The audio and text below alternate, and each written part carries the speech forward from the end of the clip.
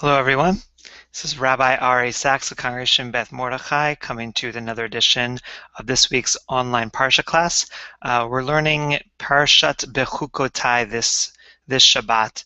And B'hukkotai is very famous because it includes a very short listing of blessings and a very long listing of curses that will happen, blessings if Israel follows all the different laws that God sets out. If you follow according to my laws. But it also has a list of curses if Israel does not follow those laws. That if you transgress or if you do not heed my laws, and then all these bad things are going to happen. And in fact, what we see in our Torah portion is that a lot of the items that are in favor, meaning the good things that are going to happen, that there is an exact opposite that will happen if the laws are not followed. So just to give a couple of examples as we go to Sefaria.org.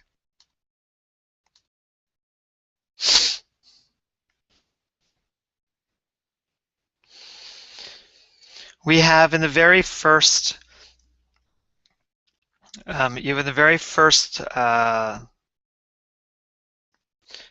sorry, not the first line, in the fourth line, when it says, "V'natati gishmechem be'itam v'natana ha'aretz yivula ve'etz hasadeh yiten piryo." Then I will give rain in their season, and the land shall yield her produce, and the trees of the field shall yield their fruit. So that rain will appear, and then produce will occur because of that. But then if we scroll down to verse 16,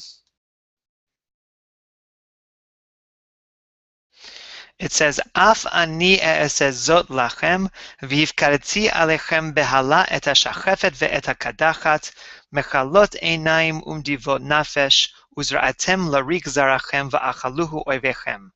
I will appoint terror over you, even consumption of fever shall make the eyes to fail, and the soul to languish, and this most important part, and ye shall sow your seed in vain, for your enemies shall eat it.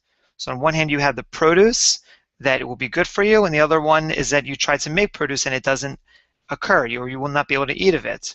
And then you also have, in terms of what's going to happen in regards to rain, that on the opposite hand, oppositely, that you have Vishavarti et geon uschem v'natati et shemechem kabarzel v'darzachem kanuhusha, that God will make the heavens shemechem kabarzel, will make the heavens as if they are iron, and that the earth shall be as brass, so that there will be no rain. So you have the exact opposite between rain on one hand and the destruction of and no rain on the other hand. Another example is when it comes to beasts. That God first says, if we follow God's laws, "V'natati shalom ba'aretz ushchavtem ve'em acharid v'hishpati chaya ra'a min ha'aretz v'cherev lo ta'avor ba'artzechem." And then I will give peace to the land, and you shall lie down, and none shall make you afraid. I will cause evil beasts to cease out of the land, and neither shall the sword go through your land. So there will be peace in regards to beasts, and then also to that there will be no swords, there will be no fighting, no destruction of the people if we follow God's laws. And so what does that mean if we don't follow God's laws? Now turn to verse 25. "Veheveti alechem cherev," and I will bring sword upon you. So exactly the opposite, that there will become a sword, there will be a sword. And then we turn to verse 38. Verse 22. "V'yishlachti v'chem et chayat hasadeh v'shikla etchem." And then I will send the beasts of the field among you, which shall rob you of your children. So then you have these beasts and the sword coming up against you. And then in the very last one that I want to share, in terms of these opposite blessings and curses, you have here verse 9, "Ufaniti alechem v'hifreti etchem v'hirbeti etchem v'kimoti epriti etchem." And I will have respect unto you, and I shall make you fruitful and multiply you. V'hifreti v'hirbeti etchem, meaning you shall have many children.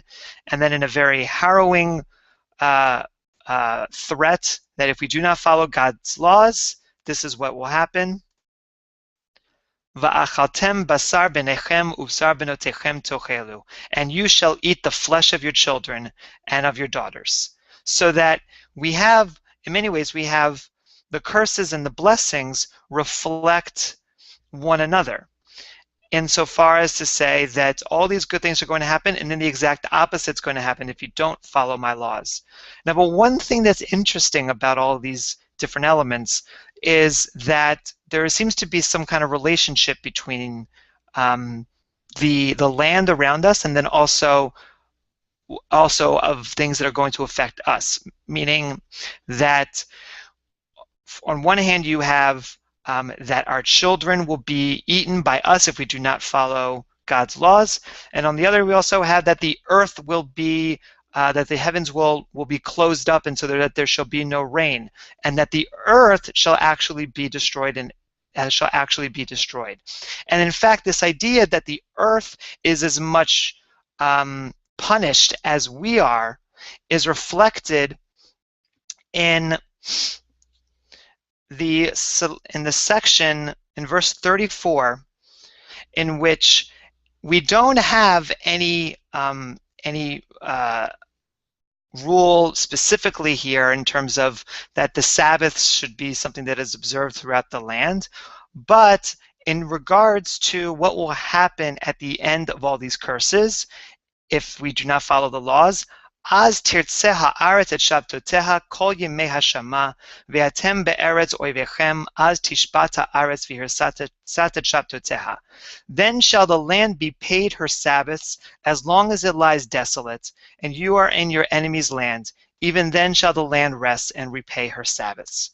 So in other words, it seems clear from this particular text that one of the main things that the Israelites are not going to do is, meaning one of the laws that they're not going to follow is they're not going to let their land lie. They're not going to simply allow the land to rest, not going to follow the Sabbath laws, and therefore once it gets kicked out of the land, then the land will finally have its Sabbath, finally have its ability to rest.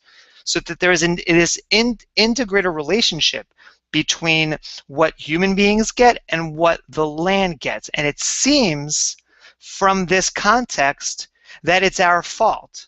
So that if we don't follow the laws, if we, not just in terms of taking care of the earth, but if we don't do what God says, then not only are we punishing ourselves, we're actually going to be punishing the earth around us. Why do I bring this up? What's so critical about this relationship between earth and humanity? And I think it can be found in the surprising statement that appears at the very end of the listing of all these curses. And that, we're going to turn to verse 42. After God says that, after God basically is going, curses all of Israel, God then says, I'm not going to forget you. V'zacharti et briti Yaakov, and I shall remember my covenant with Jacob.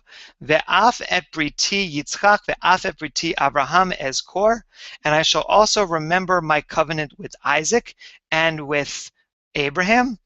And then this very surprising line, the only time it's ever mentioned, ve'ha'aretz ezkor, and I will also remember the land. Isn't that interesting that in the same phrase, it's a phrase that we have in various versions at different times, that God is going to remember the covenant with the people of Israel, with our ancestors, with Abraham, Isaac, and Jacob, that it also speaks of God's covenant with the land? What kind of covenant is that? What does it mean that God will remember the land?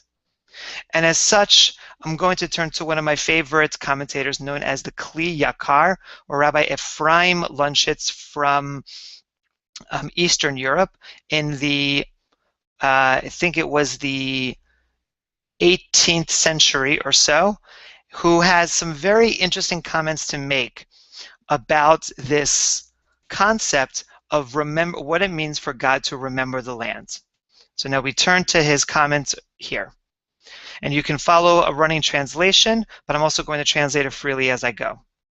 V'ha'aretz ezkor, And in regards to this line about that the land shall be remembered, Ki yesh la makom lalun, meaning that there will be a place for, there will be a place to lodge on this land, so that there's going to be a land available for the people of Israel.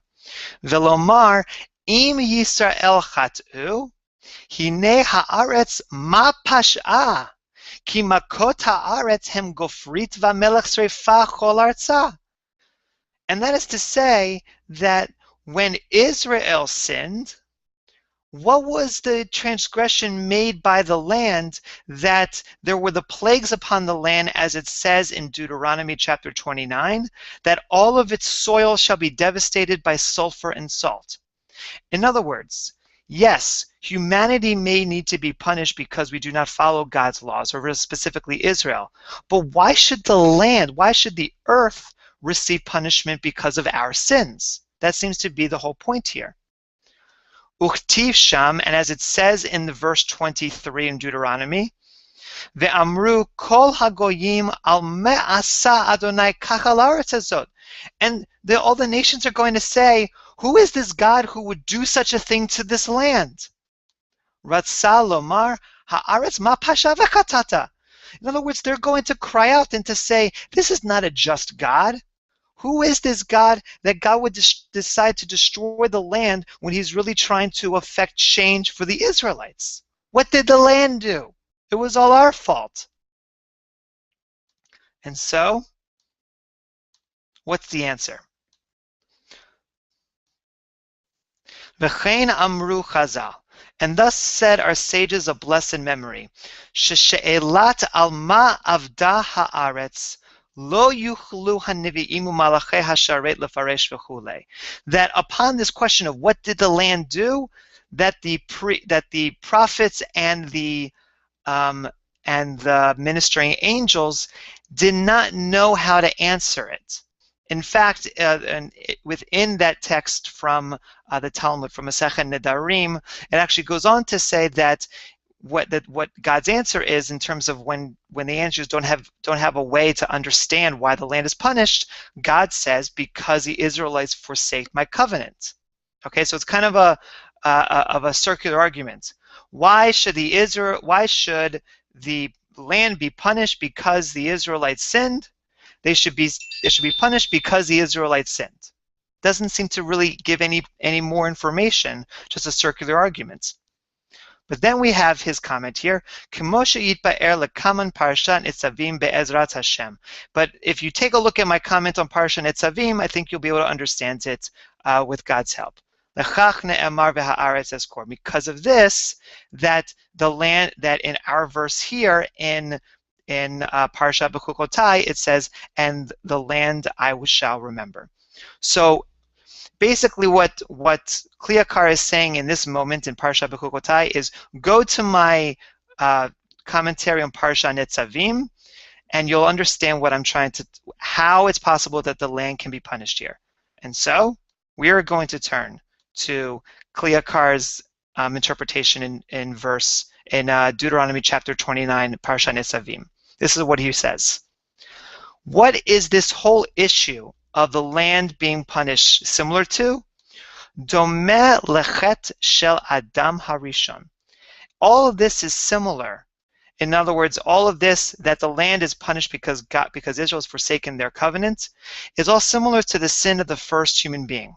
She'amru zal, because our sages of blessed memory said, Kofer be'ikarhi, that he uprooted the essence, meaning that he denied God, meaning that Adam denied God. And then this is the key line. This is, I think, a fascinating line. Ve'ha'aretz hi shegramalo, and it is the land that caused him to do so. Al yad chomer av'ikor shenitna bo yoter mima shetziva la Adonai, because of all the material that the land has, that the land gave to human beings more than God commanded, the land to give to them. ועל ידי זה שנתקלל האדם על עוונו נפקדה גם היא על עוונה ונתקללה שנאמר ארורה האדומה בעבורך. And it is because of this, because of the fact that the land gave human beings more than they had needed, more than God commanded, that it says that they were cursed along with human beings. And just to kind of show that a little bit further, in terms of going back into the verses in Genesis, I want to show you the verse that it's really referring to.